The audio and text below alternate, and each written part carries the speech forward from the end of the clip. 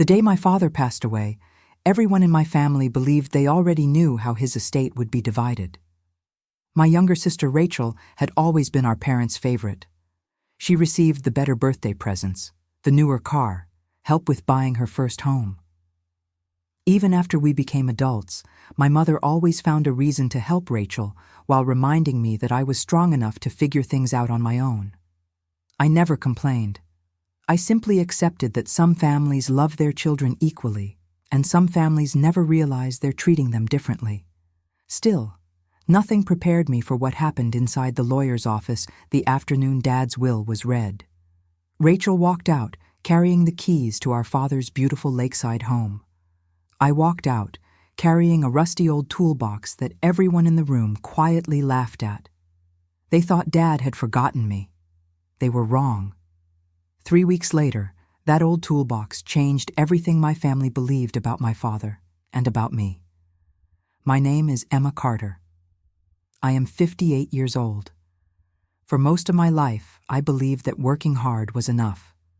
I believed that if you stayed honest, respected your family, and kept your promises, life would eventually reward you. My father believed those same things. He rarely spoke about emotions. He was not the kind of man who hugged people every time they walked through the front door. Instead, he fixed things. If something broke, Dad repaired it. If someone needed help, he quietly showed up without expecting praise. Some people mistook his silence for distance. I never did. I understood that my father's love was measured through actions, not words. Dad worked as a mechanic for more than 40 years. He owned a small repair shop just outside town. It wasn't a business that made anyone rich, but it paid the bills, sent Rachel and me to school, and somehow managed to keep food on the table even during difficult years.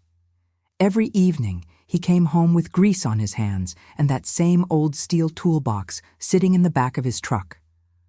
I honestly can't remember a single day without seeing that toolbox somewhere nearby. It had scratches, dents, faded paint, broken latches. Most people would have thrown it away years earlier. Dad never did. Whenever Mom suggested buying a new one, he'd smile and say, "This old thing still has plenty of work left in it." At the time, I thought he simply hated wasting money. I never imagined that old toolbox would one day become the most valuable thing he ever owned. Rachel was 3 years younger than me. Growing up, she had a way of making everyone want to protect her. She was outgoing, charming, funny. Teachers loved her. Neighbors adored her. Mom constantly worried about her. If Rachel forgot to pay a bill, Mom paid it. If Rachel wanted a vacation, Mom helped with the cost. When Rachel and her husband struggled with the down payment for their first house, Dad quietly contributed nearly $30,000. I remember congratulating them while genuinely feeling happy for my sister. At the same time, I couldn't help noticing that nobody ever offered to help me in quite the same way. Whenever I faced a challenge, Mom would smile proudly and say, "Emma will be fine. She's always been the responsible one."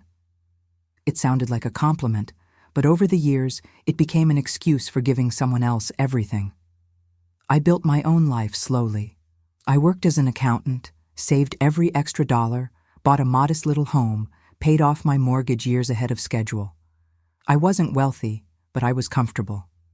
Dad often told me he admired that.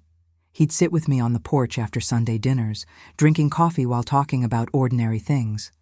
Weather, gardening, baseball.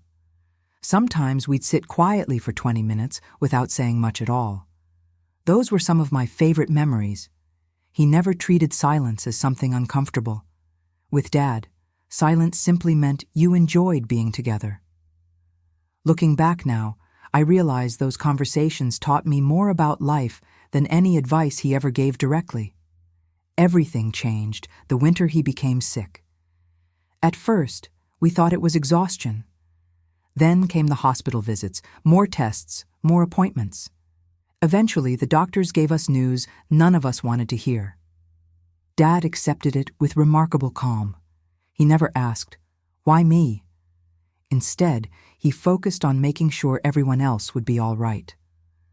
Rachel visited when she could, usually bringing flowers and cheerful conversation before rushing home to the children. I visited almost every evening after work. Sometimes Dad wanted to talk.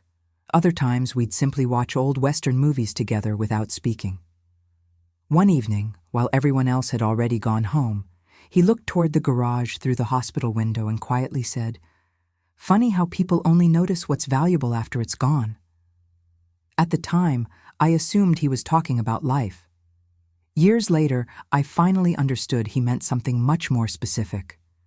2 weeks after Dad's funeral, our family gathered inside Mr. Henderson's law office to hear the reading of the will. Rachel sat beside Mom, holding her hand. Both of them seemed nervous but confident. The lawyer began reading through the usual documents: savings accounts, personal belongings, insurance paperwork. Everything felt ordinary until he reached the section about Dad's personal estate. He looked up from the papers, cleared his throat, and said, "Rachel, your father has left you the lakeside house, along with all of its furnishings." Rachel immediately burst into tears. Mom hugged her tightly. Several relatives smiled. I smiled too. It wasn't the decision I expected, but I genuinely wanted my sister to be happy. Then Mr. Henderson reached beneath his desk, lifted something heavy onto the table, and slowly pushed it toward me. It was Dad's old rusty toolbox. Every eye in the room turned in my direction. For a brief moment, nobody said a word. Then I heard someone quietly whisper, "That's all she got?" For several long seconds, I simply stared at the toolbox sitting on the lawyer's polished wooden table. It looked exactly as I remembered. The faded blue paint, the dent near one corner where Dad accidentally dropped it years ago. Even the old leather handle had been repaired with electrical tape because he refused to replace something that still worked. Looking around the room, I noticed almost everyone wearing the same expression: confusion. My cousin Brian leaned toward his wife and quietly whispered something that made them both smile. My Aunt Susan looked down at the toolbox before looking back at me with obvious sympathy.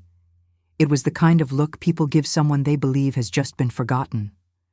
For the first time in my life, I wondered whether Dad had actually made a mistake. Mr. Henderson adjusted his glasses before speaking again. "Emma, your father included a personal note regarding this item."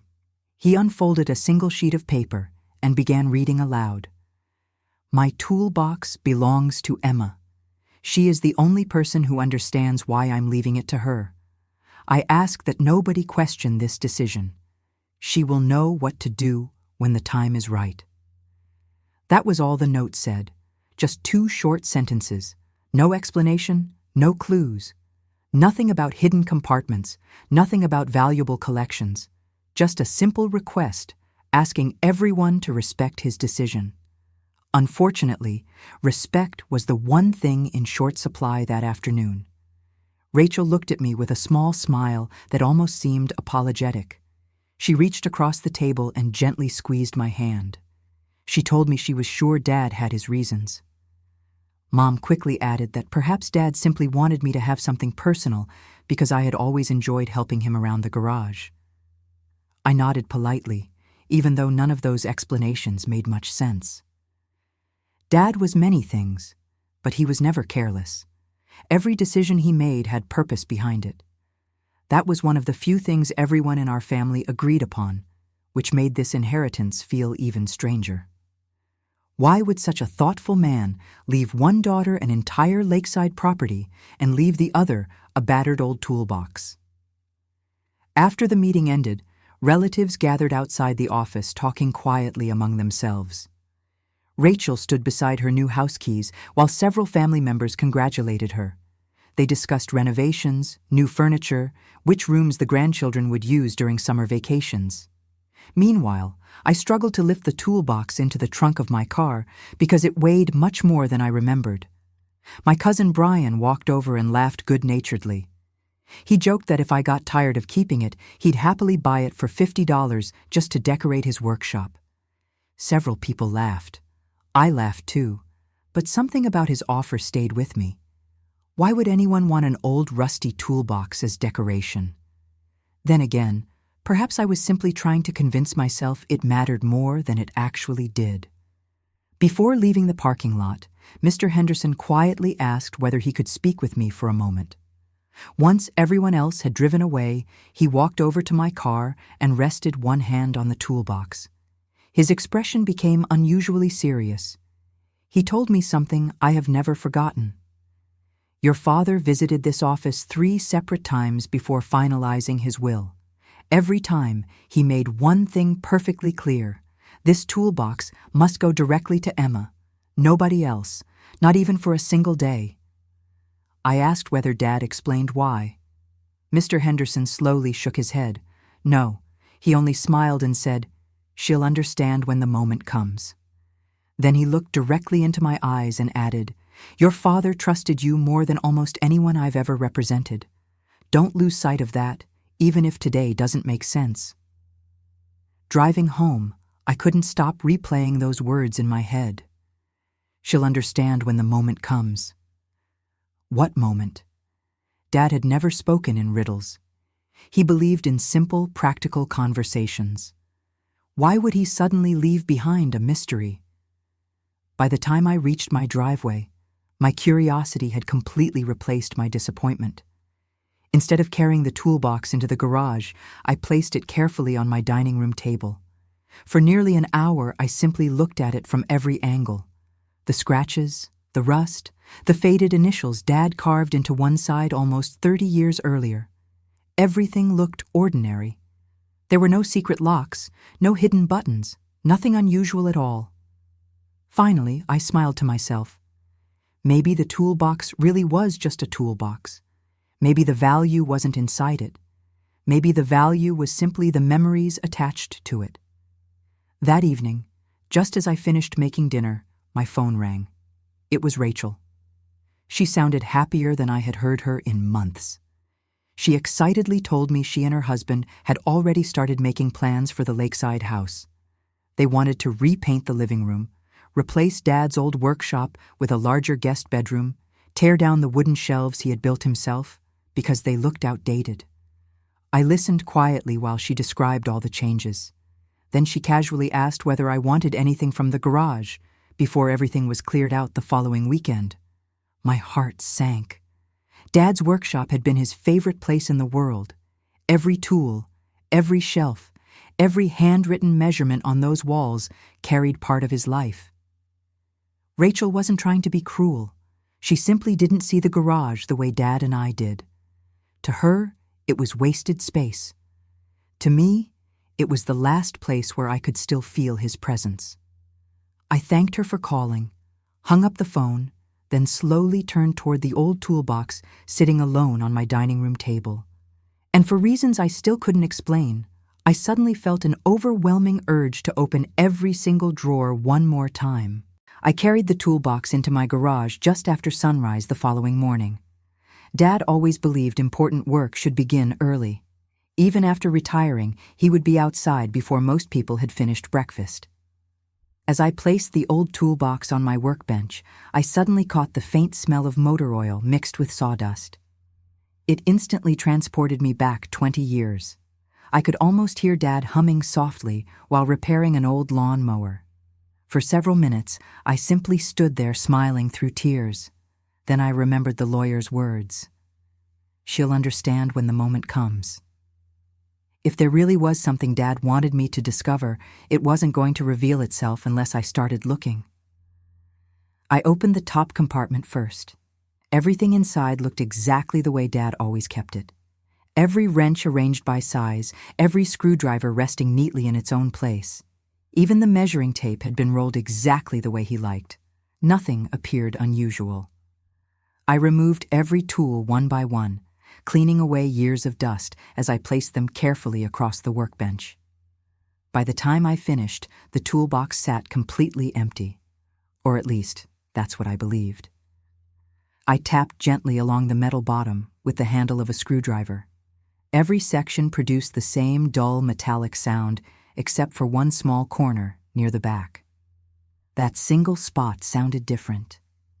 Hollow. At first I assumed the metal had simply become loose with age, but curiosity kept pulling me back.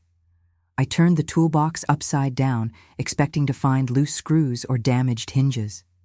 Instead, I noticed something I had somehow missed all these years. One tiny brass screw was newer than all the others. It wasn't shiny. Dad had intentionally scratched its surface so it blended with the older hardware. But once I saw it, I couldn't stop looking at it. Dad never mixed hardware unless he had a reason. Slowly, I found the correct screwdriver and carefully removed the screw. Nothing happened. I frowned, wondering if I had imagined the entire thing. Then I gently pressed against the metal panel beside it. With a quiet click, a thin steel plate slid sideways no more than 2 inches. Hidden beneath it was a narrow compartment I never knew existed. Inside rested a small brown envelope, a tiny brass key, and a folded piece of paper sealed inside a plastic sleeve to protect it from moisture. My hands immediately began shaking. Dad had built a secret compartment into the toolbox himself. He hadn't hidden jewelry or stacks of cash, just 3 simple items. I carefully unfolded the letter first. The paper had yellowed with age, yet Dad's handwriting remained perfectly clear. Emma, if you're reading this, then you respected my last wish. I knew you wouldn't throw this old toolbox away. Most people believe value is measured by appearances. You never did. That's why you're the only person who could find what comes next. My heart began racing as I continued reading. Dad wasn't finished talking to me. He explained that many years earlier, before Rachel and I were even born, he had invested every spare dollar he could save into something he believed would one day protect our family. He never told anyone, not even Mom, because he wanted those decisions to remain free from outside pressure. Life changed. Bills became harder to pay. Rachel needed help buying her first home. Medical expenses appeared. Yet Dad never touched what he had quietly built. Instead, he continued working longer hours while protecting one final gift for the future. Then came the sentence that completely changed my understanding of everything. He wrote, "The house was never the greatest thing I owned. It only looked that way." Beneath the letter lay the small brass key. Dad had attached a faded paper tag with 3 handwritten words, "Safe Deposit Box." Alongside the key was the name of a local bank I hadn't visited in years. Suddenly, everything began making sense. Dad hadn't hidden his greatest possession inside the toolbox. He had hidden the path leading toward it. The toolbox itself was never meant to be valuable. It was simply the test. A way of knowing whether the right person would patiently look beyond appearances instead of immediately dismissing what everyone else called worthless. I leaned back against the workbench, trying to steady my breathing. My father had planned every detail years in advance. Before I could gather my thoughts, my phone buzzed across the workbench. It was Rachel. She sounded excited. She told me she'd found buyers interested in several of Dad's old workshop tools and antique equipment. She laughed as she mentioned that most of it looked like outdated junk anyway. Then she casually asked whether I wanted the toolbox back. Otherwise, she planned to throw away anything else still sitting in the garage next weekend. I looked down at the secret compartment still lying open before me, then quietly answered, "No. Dad already gave me everything I needed." Rachel laughed, thinking I was talking about memories. She had absolutely no idea that less than 5 feet away, hidden inside an old rusty toolbox everyone had laughed at, rested a small brass key that was about to change both of our lives forever. I barely slept that night. Dad's letter remained on my bedside table while the small brass key rested beside it. Every time I looked at that tiny key, I wondered what could possibly be waiting inside the safe deposit box. Part of me imagined old family photographs, maybe military medals from Grandpa, perhaps a few important documents Dad wanted to keep private. I never once imagined money. That simply wasn't how Dad thought. He believed wealth was measured by the people sitting around your dinner table, not by the numbers inside a bank account. Even so, I knew one thing with absolute certainty. Whatever waited inside that box, Dad had trusted me alone to find it. The following morning, I drove to the bank listed on the faded paper tag. It was one of the oldest banks in town. Dad had opened his first checking account there nearly 50 years earlier. Walking through the front doors felt strangely familiar. The marble floors, the wooden counters, even the old grandfather clock in the lobby looked exactly the way I remembered from childhood. A young woman greeted me politely before introducing me to the branch manager. After examining Dad's letter, my identification, and the paperwork Mr. Henderson had prepared, the manager gave a small, respectful nod. She quietly said, "Your father left very specific instructions regarding this box. We've been expecting someone to claim it someday. Please follow me." She led me downstairs into a secure vault lined with hundreds of steel deposit boxes. The room felt surprisingly quiet, almost sacred. After unlocking one heavy door, she inserted the bank's master key into a small box near the center of the wall. I slowly placed Dad's brass key into the second lock. For a brief moment, I simply stared at it, realizing my father had probably been the last person to touch that key. Taking a deep breath, I turned it gently. The lock clicked open. The manager carefully removed the metal box and placed it inside a private viewing room before quietly leaving me alone. Suddenly, it was just me, and one final gift from Dad. My hands trembled as I lifted the lid. Inside, there were no stacks of cash, no gold bars, no priceless jewelry. Instead, I found several neatly organized envelopes, a thick leather journal, a bundle of official documents tied together with an old piece of string, and another handwritten letter resting neatly on top. Dad always believed the most important thing should be seen first. I smiled through tears before opening the letter. "Emma, if you're reading this, then you've already learned the first lesson. Never judge something by its appearance. The world rewards people who chase shiny things. Real value usually hides where nobody thinks to look."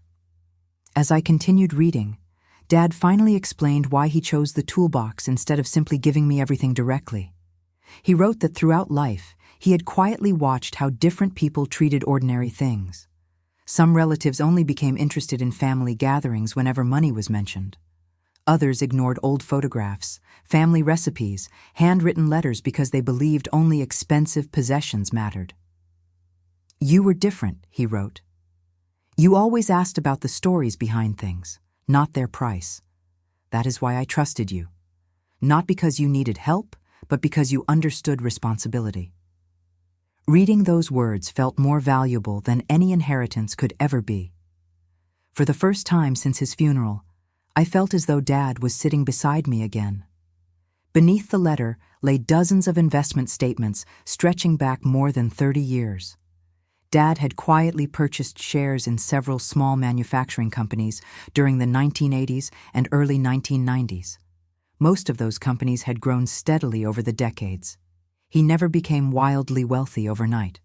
Instead, he patiently reinvested every dividend, every stock split, every small gain. Year after year, decade after decade.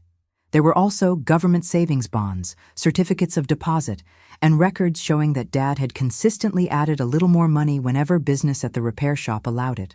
He wasn't lucky. He was disciplined.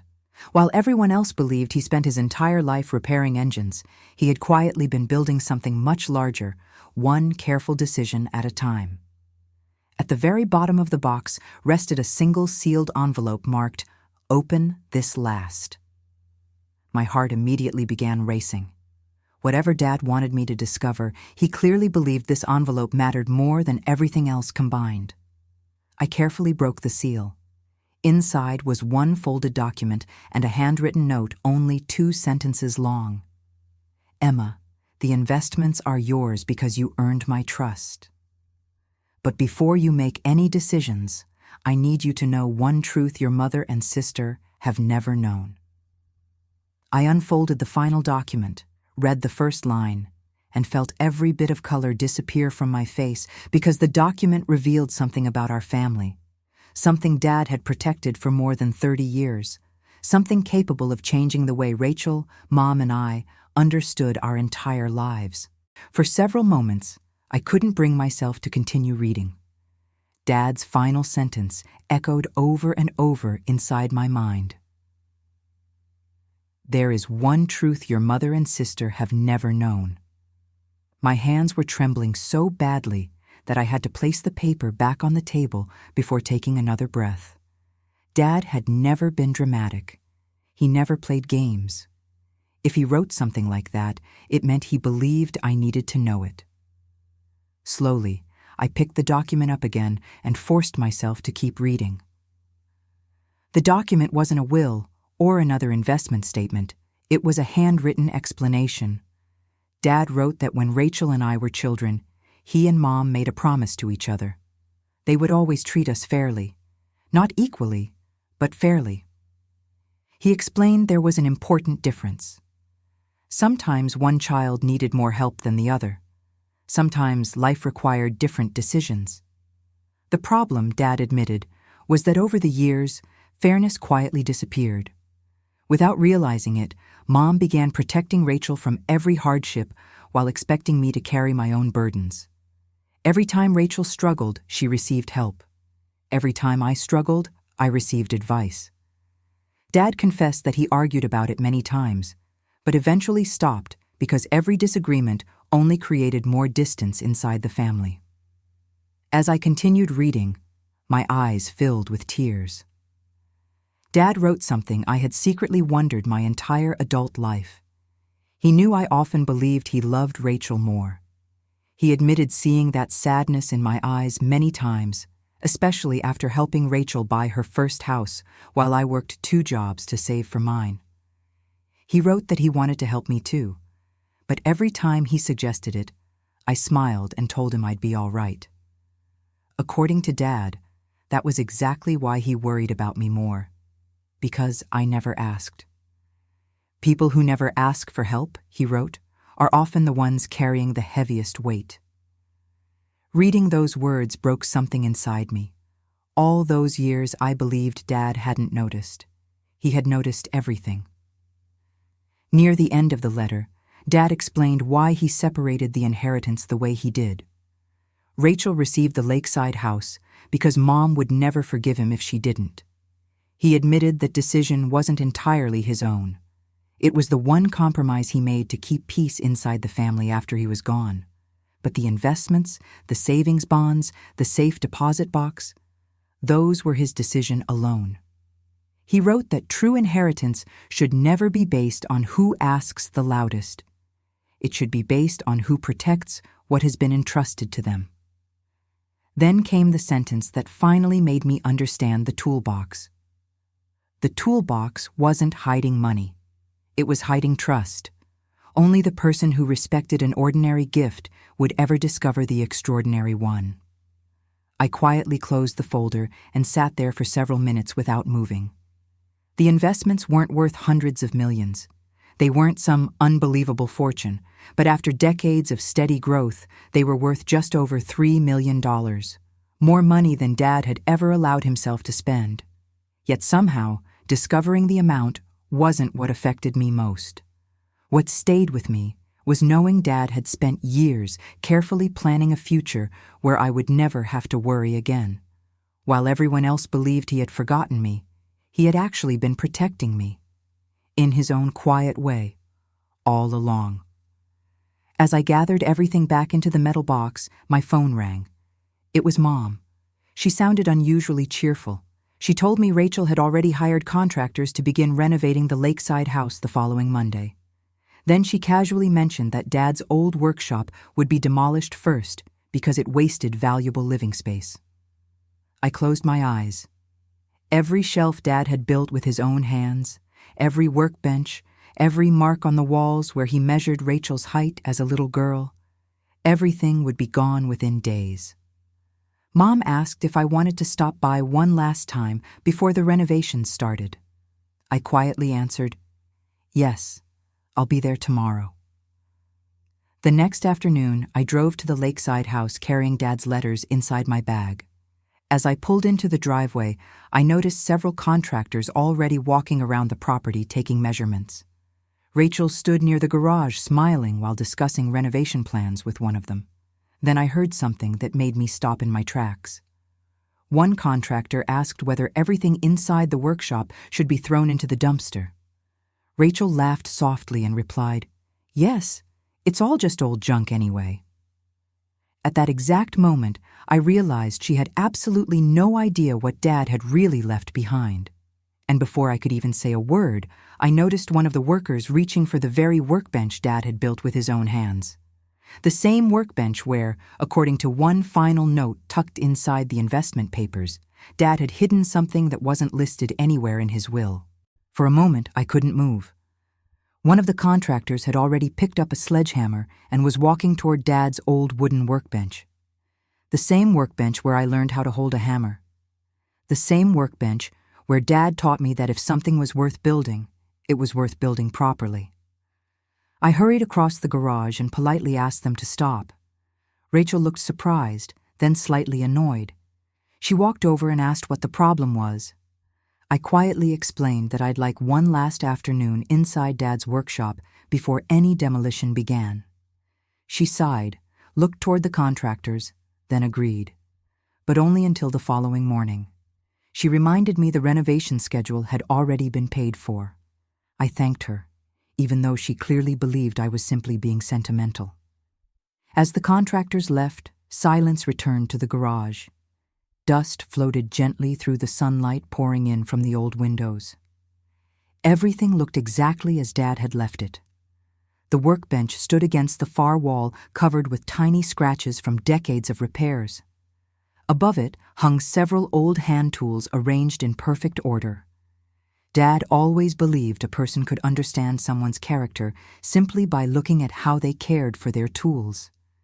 Standing there, I suddenly remembered the final handwritten note inside the safe deposit box. "Before anyone changes this workshop, look beneath the workbench." That single sentence echoed inside my head as I slowly knelt beside it. At first, I found nothing unusual. The bench was firmly bolted to the concrete floor. Every board looked solid despite its age. Then I noticed something odd. One wooden support beam was made from a different type of oak than the others. The color matched perfectly, but the grain was slightly different. Dad had taught me years earlier that wood never lies. Even when paint makes two boards look identical, the grain always tells the truth. Carefully, I ran my fingers underneath the beam until I felt a small metal latch hidden from normal view. My heartbeat quickened. Dad had done it again. There was another secret. I gently pulled the latch. A narrow wooden panel slid open with a soft click. Hidden inside was a long sealed envelope wrapped inside waterproof plastic. Beside it rested an old photograph. I immediately recognized it. Dad was standing beside the workshop almost 40 years earlier. Rachel and I were little girls covered in sawdust because we insisted on helping him build the very bench now standing in front of me. I smiled through tears, then carefully opened the envelope. Inside was another handwritten letter. Dad's handwriting had become shakier by then, but every word remained perfectly clear. "Emma, if you found this, then you remembered something nobody else did. This workshop was never about fixing engines.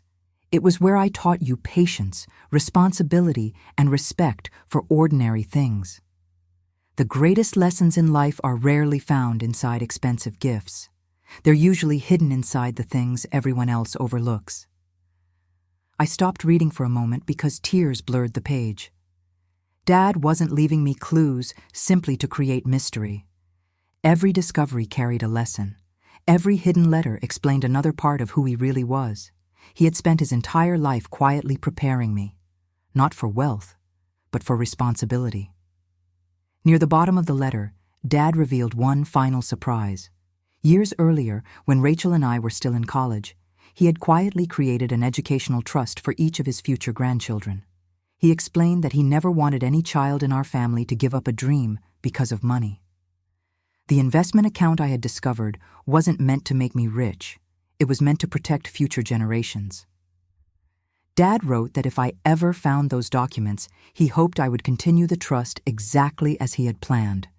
Not because anyone deserved it, but because education changes families forever.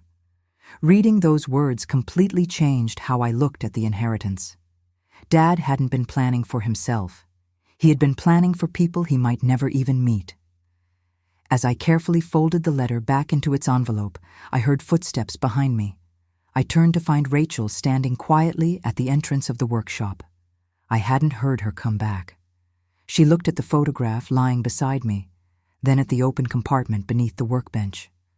Finally, she asked the question I had been expecting since the day of the funeral. "Emma, what did Dad really leave you?" There was no jealousy in her voice anymore, only confusion. And for the first time since all of this began, I realized my sister wasn't looking for money. She was looking for answers, the same answers I had spent weeks discovering. I slowly stood up, held Dad's final letter in my hands, and quietly said, "Rachel, I think Dad wanted us both to understand something before either of us understood what he left behind."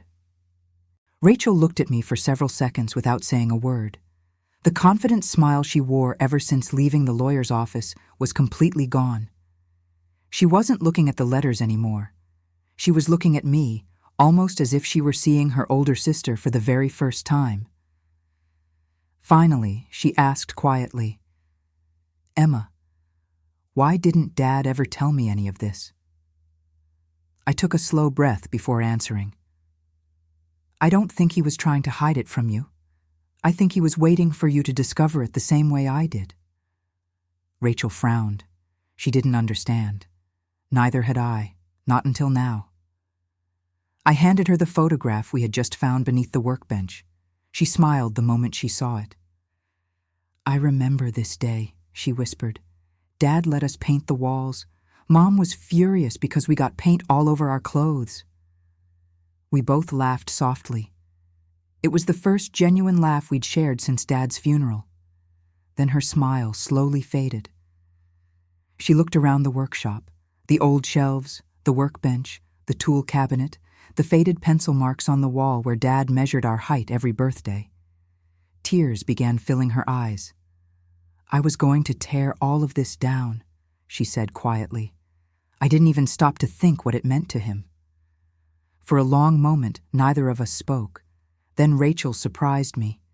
She walked over to one of the contractors waiting outside and told them the renovation was canceled. The man looked confused and reminded her the demolition crew had already been booked. Rachel apologized, said she'd pay whatever cancellation fee was necessary, but the workshop wasn't going anywhere. Watching her make that decision, I realized something important. Sometimes people don't become selfish because they're cruel. They become selfish because they stop seeing the memories behind the things they own. Dad wasn't trying to save the workshop. He was trying to save the memories inside it. That evening, Rachel came to my house carrying a large photo album. She placed it on the kitchen table and quietly admitted she'd found it inside one of the closets at the lakeside house. She almost threw it away because she assumed it was just another old family album. Instead, she opened it. Every page contained photographs Dad had carefully labeled over nearly 40 years. There were pictures of birthday parties, camping trips, Christmas mornings. Rachel stopped on one particular page and began crying. It showed Dad teaching me how to rebuild an old bicycle while Rachel sat beside us laughing. Written beneath the photograph, in Dad's handwriting, were 6 simple words. "My girls, learning together exactly as life should be." Rachel wiped away her tears before looking at me. "Emma," she whispered, "all these years I thought Dad loved me more." I looked at her with complete surprise. She shook her head slowly. "Mom always told me I needed more help because you were stronger. I honestly believed Dad agreed with her. I never realized he was trying to balance things in ways I couldn't see." Hearing those words changed everything. For years, I believed Rachel knew exactly how differently we were treated. The truth was, she'd been living inside a completely different version of the same family. Mom's version. The following Sunday, Mom invited both of us to dinner. It was the first time we had all sat together since the funeral. The atmosphere felt tense. Nobody knew quite where to begin. Finally, Rachel broke the silence. She placed Dad's final letter in front of Mom, then quietly asked, "Did you know?" Mom looked at the envelope, closed her eyes, and nodded very slowly. "I knew your father disagreed with me," she admitted, "but I never realized how deeply it hurt both of you." Tears rolled down her face as she confessed something neither of us expected. For years, she convinced herself she was protecting Rachel because Rachel always seemed more fragile. She never noticed that every time she rushed to help one daughter, she silently asked the other to carry a little more alone. Mom turned toward me, her voice barely above a whisper. "Emma, I owe you an apology I've been delaying for almost 30 years." She admitted she'd watched me struggle through college without offering the same financial help Rachel received. She remembered the second job I worked to pay my mortgage, the holidays I quietly skipped because I couldn't afford the trip. She remembered all of it. But each time, she convinced herself I'd be all right, because I always found a way. "Your father kept telling me," she said through tears, "just because she never asks doesn't mean she doesn't need us." Hearing those words broke something inside me, not because I was angry anymore, but because I finally understood that Dad had spent years trying to protect me, even when nobody realized he was doing it.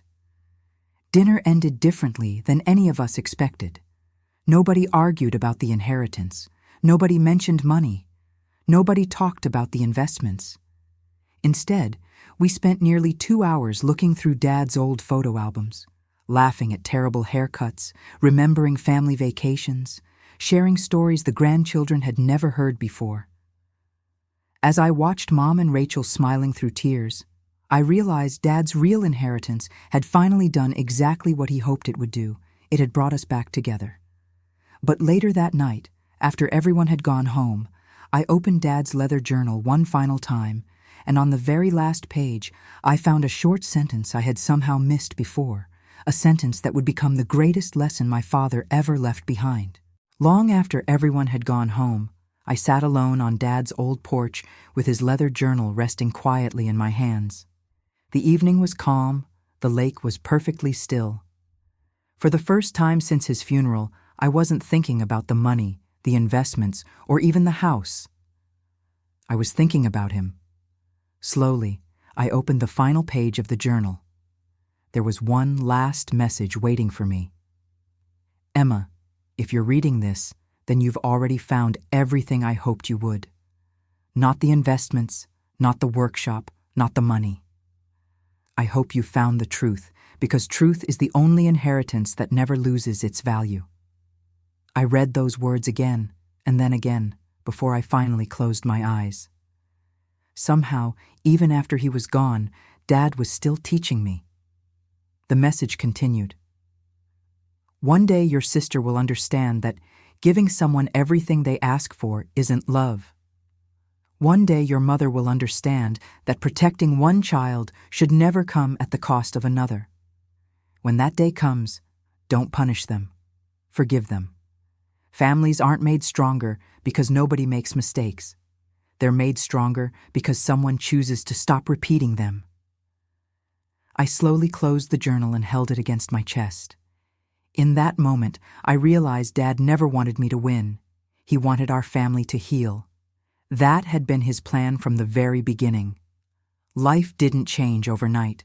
Real families don't heal that way. But little by little, things became different. Rachel canceled every renovation she had planned. Dad's workshop stayed exactly as he left it. The old shelves remained, the workbench stayed in its place, even the pencil marks on the wall showing our height as children were carefully protected. One afternoon, Rachel stood beside me inside the workshop and quietly said, "I finally understand. Dad wasn't protecting this room. He was protecting our memories." I smiled because that was exactly what he had hoped she would discover on her own. Mom changed too, not because someone forced her to, but because she finally saw the pain she had never noticed before. She started calling me just to ask how I was doing. There were no favors, no requests, no comparisons, just simple conversations between a mother and her daughter. At first, those conversations felt uncomfortable. Years of distance don't disappear in a single day. But slowly, one conversation at a time, we found our way back to each other. Trust wasn't rebuilt through grand apologies. It was rebuilt through small, everyday moments. A year later, Rachel invited the whole family back to the lakeside house on Dad's birthday. When I walked through the front door, it felt like stepping back in time. Dad's favorite rocking chair still faced the lake. His old coffee mug was still sitting beside the workshop door. The garage looked exactly the way he had left it. Rachel smiled as she looked around the room and quietly said, "I inherited a house, but I almost destroyed a home. There's a difference."